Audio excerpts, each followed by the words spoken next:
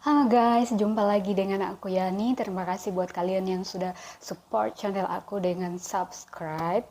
Thank you so much. Dan buat kalian yang belum subscribe channel aku, please support channel aku dengan subscribe ya. Nah, sebelum saya masuk ke pembahasan, saya mau ngasih tahu sama kalian, buat kalian yang lagi nyari barang-barang murah gitu, entah baju, sandal, sepatu, pokoknya apapun itulah. Dan buat kalian yang suka ngecat kuku nih dengan warna-warna lucu-lucu seperti ini ada kutex yang aku rekomendasiin. Ini tuh harganya marmer banget dan lucu-lucu gitu. Ini kalian nanti bisa cek link di deskripsi ya, aku sediain link di deskripsi. Oke, kita masuk aja ke pembahasannya. Di sini saya mau bahas tentang penembakan massal yang terjadi di Serbia pada tanggal 3 Mei, baru terjadi beberapa hari yang lalu ya, yang dilakukan oleh seorang remaja berusia 13 tahun. Pelaku diduga melakukan penembakan massal itu akibat tidak tahan dengan pembulian yang sudah dilakukan oleh teman-temannya.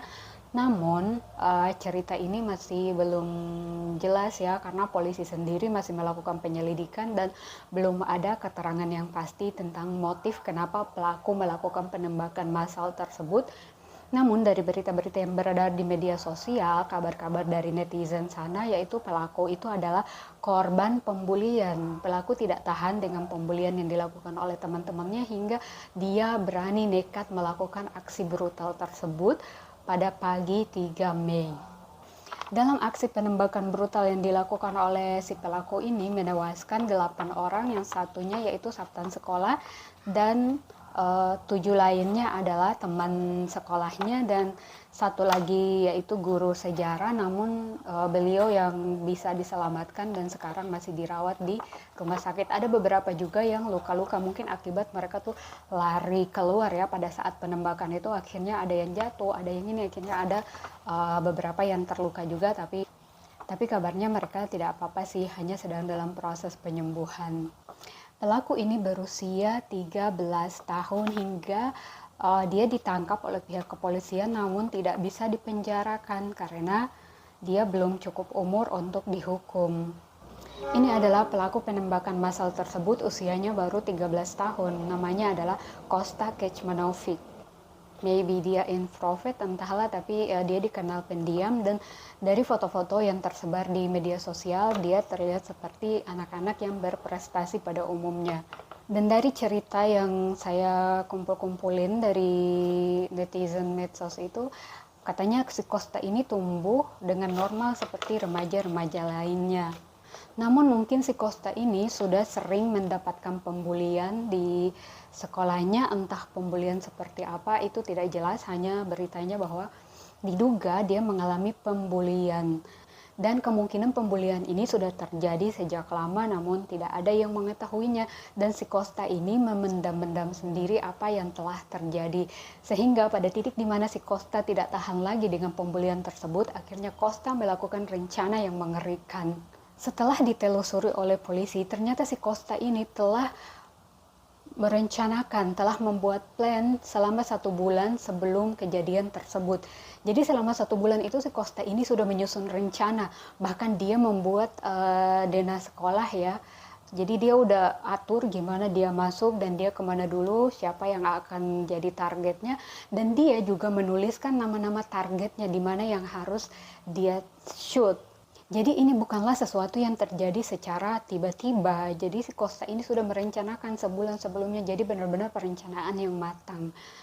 Aku rasa si Costa ini benar-benar udah, mungkin dia sudah terlalu lama ya memendam. Apalagi kalau dia pendiam, otomatis mungkin dia tidak sharing ke orang tua atau dia tidak punya teman cerita. Akhirnya dia memendamnya sendiri. Ditambah lagi kalau misalnya dia nonton film-film yang mendukung hal-hal seperti itu, ya bisa jadi itu nambah keberanian si Costa untuk melakukan hal seburuk ini. Pada pagi itu si Costa datang ke sekolah seperti biasa, seperti murid-murid yang lainnya. Namun tak disangka ternyata dalam tasnya si Costa itu terdapat 2 senjata dan 4 bom molotov. Tapi yang sempat digunakan Costa hanyalah senjata, dan bom molotovnya itu belum sempat digunakan. Gak kebayang ya seandainya dia juga melempar bom molotov setelah melakukan tembakan dan melakukan melempar bom molotov itu kemungkinan korban bisa lebih dari apa yang sudah terjadi ya.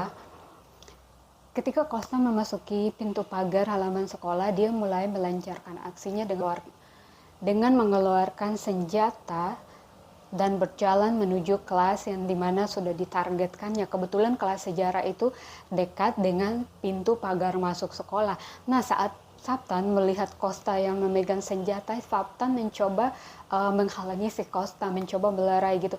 Tapi naas, sayangnya si Saptan ini yang kena tembakan duluan dan si Saptan ini tewas di tempat. Nah, setelah si Saptan ini tewas di tempat, si Costa mulai melancarkan aksi selanjutnya. Dia berjalan menuju kelas sejarah di mana jam pelajaran sedang berlangsung. Ketika dia sampai di depan pintu, Costa mulai merundung peluru secara brutal, menembakkan ke arah siswa-siswa yang sedang duduk, dan guru sejarah yang ada di kelas itu pun kena tembak. Namun syukurnya si guru sejarah inilah salah satunya yang selamat dari kejadian tersebut, sedangkan 7 siswa lainnya itu tewas di tempat seperti security yang tadi. Nah, kabarnya setelah si Costa ini melakukan penembakan massal tersebut, dia sendiri pun yang menelpon ke kantor polisi dan melaporkan kejadian tersebut, sehingga polisi langsung datang ke sekolah dan menjemput si Costa. Si Costa pun dibawa keluar dari sekolah dengan kondisi seperti ini. Namun dari cuitan-cuitan netizen yang ada di Serbia sana, mereka mengatakan bahwa si Costa ketika dibawa ke kantor polisi itu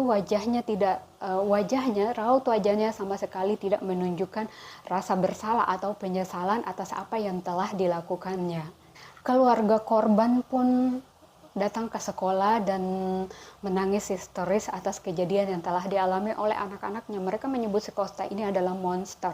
Namun sebagian netizen membela si Costa ini. Mereka mengatakan bahwa si Costa menjadi monster itu karena monster ini dilahirkan oleh orang-orang yang telah membuli si Costa. Ya, walaupun si Costa telah melakukan kejahatan sekeji itu, namun sebagian netizen masih membela si Costa dengan dalih bahwa si Costa ini adalah korban pembulian.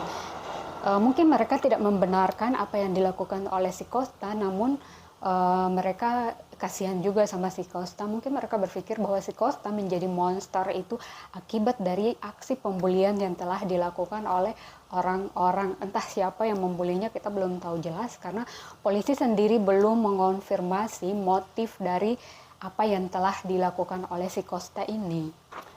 Dan si Costa ini sendiri pun walaupun sudah melakukan aksi pembunuhan massal sebrutal ini, namun karena si Costa ini masih remaja dan usianya masih di bawah perlindungan hukum, si Costa tidak bisa dihukum. Akhirnya polisi walaupun sudah mengamankan si Costa, namun dia tidak bisa dipenjara. Akhirnya polisi menempatkan si Costa ini di institusi psikiatrik khusus. Bukan penjara ya, tapi institusi psikiatrik khusus.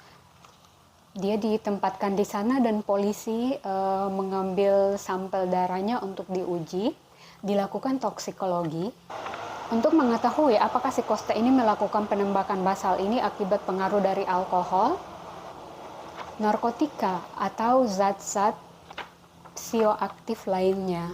Dan polisi masih dalam proses mengungkapkan detail kejadian ini, mulai dari bagaimana si Costa bisa memiliki senjata dan bom molotov tersebut, motif dibalik apa yang dia lakukan ini, dan semua itu masih dalam penyelidikan. Jadi ini hanyalah sekilas info yang bisa saya rangkum untuk kalian.